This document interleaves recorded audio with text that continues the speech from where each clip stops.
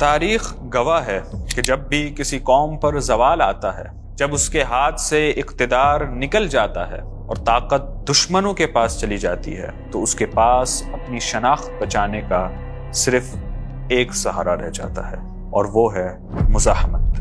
یہی مزاحمت کبھی قلم سے ظاہر ہوتی ہے، کبھی آواز بلند کرنے سے، کبھی احتجاج کی صورت میں، اور کبھی تلوار اٹھا کر۔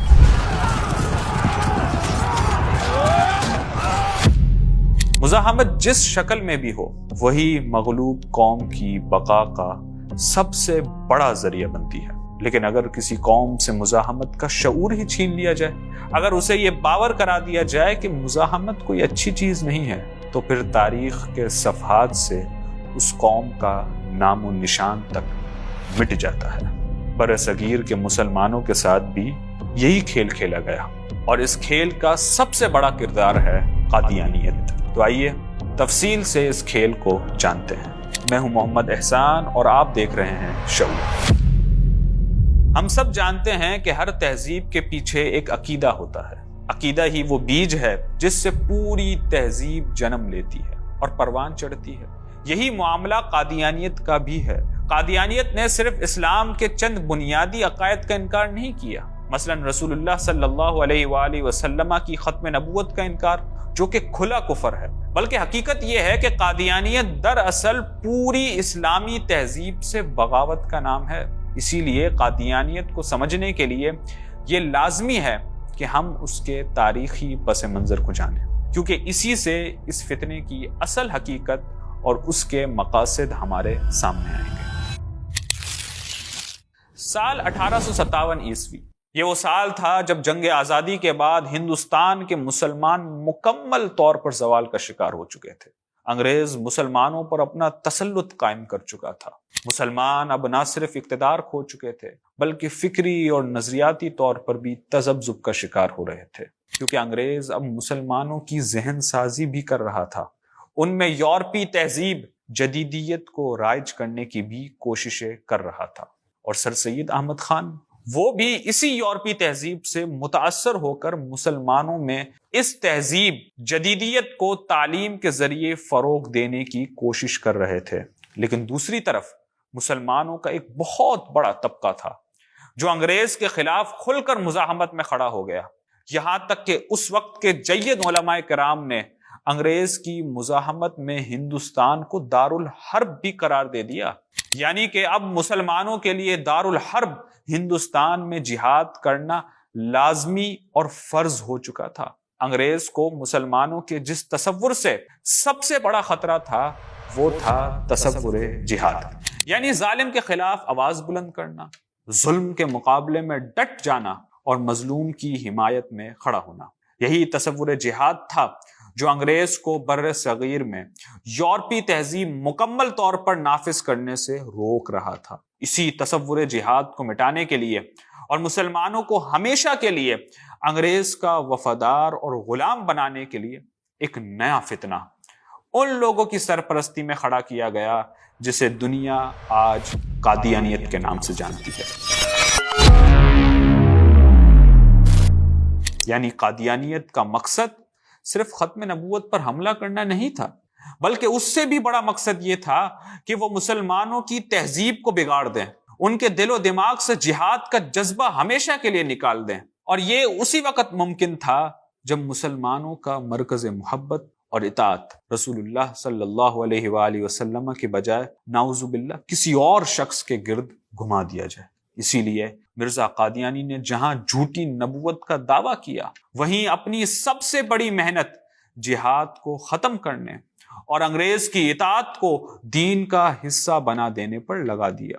مرزا قادیانی خود اس بات کا اعتراف کرتا ہے کہ اس 17 برس کی مدت میں جس قدر میں نے کتابیں تالیف کی، ان سب میں سرکار انگریز کی اطاعت اور ہمدردی کے لیے لوگوں کو ترغیب دی، اور جہاد کی ممانعت کے بارے میں نہایت مؤثر تقریریں لکھی، اور پھر میں نے قرین مصلحت سمجھ کر اسی امر ممانعت جہاد کو عام ملکوں میں پھیلانے کے لیے عربی اور فارسی میں کتابیں تالیف کی، جن کی چھپوائی اور اشاعت میں ہزارہا روپیہ خرچ کیے، اور وہ تمام کتابیں عرب اور بلاد شام اور روم و مصر اور بغداد و افغانستان میں شائع کی گئی۔ پھر مرزا قادیانی خود لکھتا ہے، اگر میں نے یہ کتابوں کی اشاعت گورنمنٹ انگریز کی سچی خیر خواہی سے نہیں کی تو مجھے ایسی کتابیں عرب اور بلاد شام اور روم وغیرہ بلاد اسلامیہ میں شائع کرنے سے کس انعام کی توقع تھی؟ اور صرف یہی نہیں بلکہ مرزا قادیانی انگریزوں کی محبت اور ممانعت جہاد کے عقیدے میں اتنا پختہ تھا کہ لوگوں کی آسانی کے لیے اس نے اپنی خود کی کتابوں کی ایک فہرست ان کتابوں میں موجود صفحات کے نمبر اور تاریخ اشاعت تک بھی لکھ ڈالی۔ وفاداری دیکھ رہے ہیں؟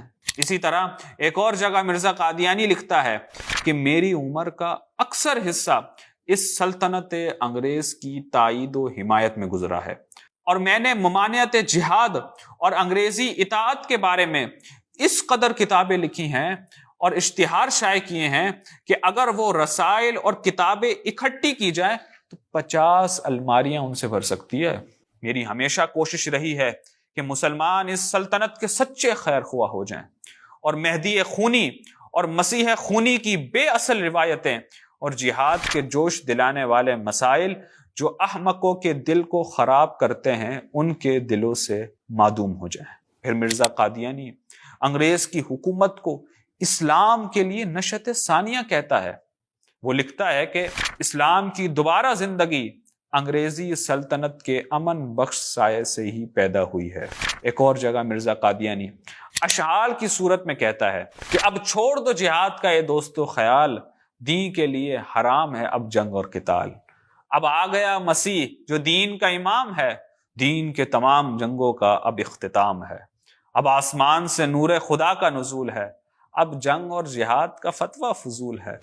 دشمن ہے وہ خدا کا جو کرتا ہے اب جہاد، منکر نبی کا ہے جو یہ رکھتا ہے اعتقاد۔ ناظرین، یہی وجہ ہے کہ قادیانیت نے جہاں اسلام کے بنیادی عقائد پر حملہ کیا، وہیں اسلام کے ان اعمال کو بالکل بھی نہیں چھیڑا جن کا تعلق براہ راست مزاحمت سے نہیں تھا، جیسے نماز، روزہ، حج اور زکوٰۃ وغیرہ۔ لیکن پیر مہر علی شاہ صاحب رحمۃ اللہ تعالی علیہ نے نہ صرف ختم نبوت اور رفع و نزول مسیح جیسے عقائد پر مرزا قادیانی کا علمی رد کیا، بلکہ انہوں نے اپنی کتاب سیف چشتیائی میں قادیانی کے عقیدہ جہاد پر بھی بھرپور علمی جواب دیا۔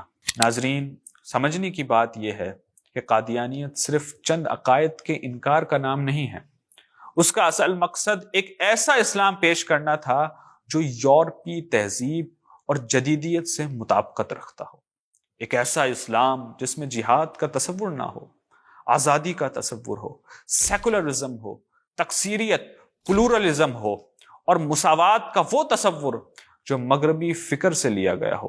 افسوس یہ ہے کہ ہم پاکستانی مسلمانوں نے اگرچہ قادیانیت کے باطل عقائد کا مقابلہ کیا اور ختم نبوت کی حفاظت کی، جو کہ بے شک نہایت ضروری ہے، مگر اس فتنے کے پیچھے چھپی یورپی تہذیب کو چیلنج نہ کیا۔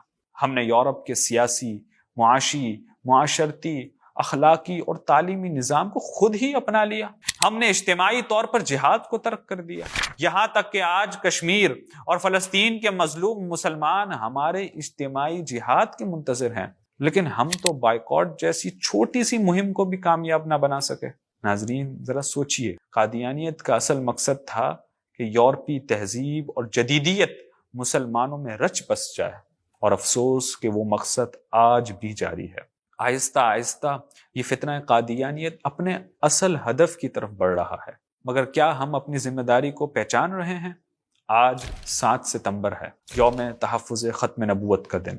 ہمیں یہ تجدید عہد کرنا ہوگا کہ ہم صرف ختم نبوت کے عقیدے کی حفاظت نہیں کریں گے، ہم صرف فتنہ قادیانیت کا مقابلہ ہی نہیں کریں گے، بلکہ ہم اس کے اصل مقصد یعنی پاکستان میں یورپی تہذیب کے نفاذ کے خلاف بھی ڈٹ کر کھڑے ہوں گے۔